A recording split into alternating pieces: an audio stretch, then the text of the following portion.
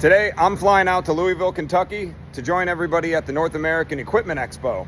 I couldn't think of a better way to start my day than to work on some equipment. So let's go fix the Georippers.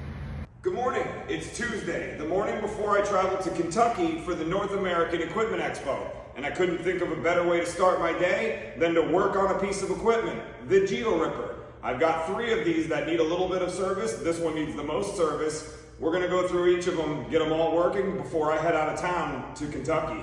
Starting with this first Georipper here, we had a problem where the belt got loose and the guys didn't notice it. They kept going at it. Let me go show you what the old cover looks like and the old belt.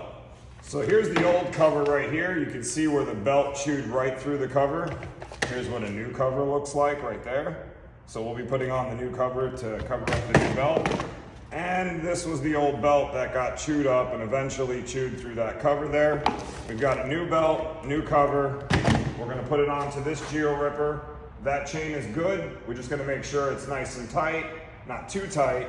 And we're gonna start it up, make sure it runs, and then we'll move on to the next Georipper. All right, so that is the first time I've put a new belt on a Georipper, so it took me a couple of seconds to get it on there straight, but I wanna show you something before I continue. And the reason why I believe this happened was because the belt was loose. Look at the angle on the pulley there. Do you see the wedge right there? That would explain how this piece right here got all chewed up like it did. I'm 100% sure now that that pulley was loose and that's what caused this. We're gonna make sure we get that tightened up so this doesn't happen again, and then this Georipper will be back up and running, ready to go out in the field. Let's go ahead and get that tightened up now. Turns out there's actually another repair that has to be done on this. The team, thinking outside the box, made sure to put a flag to hold this cover in. Well, I've got a couple of extra screws right here. We'll find out if they're extra in a little bit, but we're gonna put a couple, or at least one of them in here, so that we can hold this together. All right, we got all of the screws tightened in here, so now this mud flap guard is not gonna go anywhere. Now we can move on to the next one. All right, here's another one. Now, not exactly sure what's wrong with this one. I see we're missing one of the screws here, and we're missing the whole flap on the side here, so that's probably where that flap came from. I'm gonna have to take a look, see if I can find some screws to get all that back together. Popularly, this screw comes out. We're gonna need to put some thread lock on there and put that screw back in nice and tight, which is probably the reason why this one is down, is just because there's a loose chain. At least I think that's the case. Let me start it up and see what it does. Oh, let me tighten that bolt first. Where is... All right, this is gonna be an unpopular opinion, but this chain is starting to bunch up, and rather than send it out into the field where it will inevitably stop working for the person using it, and the chain being bunched up, I would think, could wear the machine a little bit more. Oh, I see where their complaint is. Let me grab the camera. I don't know if I have this part, but we're gonna find out in a couple minutes here. You see that? That's the drive gear. Let me zoom in.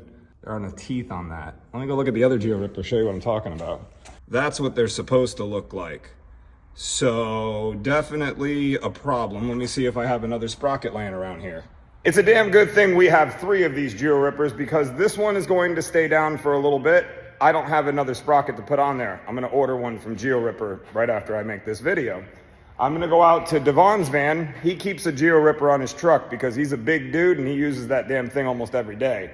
We're gonna pull it off his truck because he says his is acting up a little bit. Let's go see what that one's doing. Fortunately, this one just looks like it needs the chain put back on it. We're gonna take a look at it, make sure there's nothing missing from it, nothing loose on it. Usually the bolts up here get loose. We'll tension the chain if it needs it. It looks like the mud flaps on this one are all good and intact. We'll tighten all that up, make sure that none of that comes off on us. And yeah, probably just gotta put the chain back on this one. And then all 3 Georippers would have been worked on. 2 of them will work. This one has good teeth on the, you can see those good teeth right here. The other one had no teeth on it, so I'll have to get a new drive sprocket for that other one.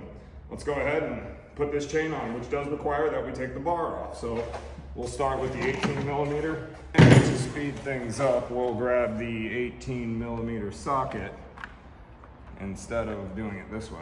Inspect the chain, make sure that it's not too chewed up. This one's still nice and loose. Nothing's binding on it.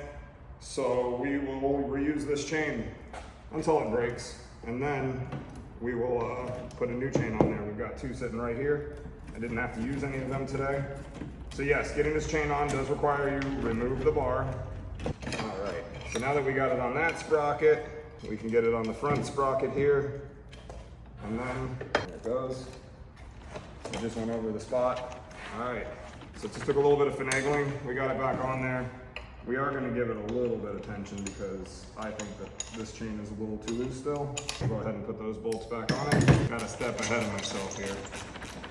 All right, now that we got that figured out, let's take our 13 millimeter and crank up some tension on this chain. Just making sure we're tensioning or tightening the other bolt on the tensioner so that it actually stays tensioned. And now we can put everything back together, tighten up the 2 large bolts, start it up, make sure she runs. All right, let's start her up. Let's see how she runs. This one's already got a little gas in there. Like I said, Devon uses this thing every day. I'll see you at the North American Equipment Expo.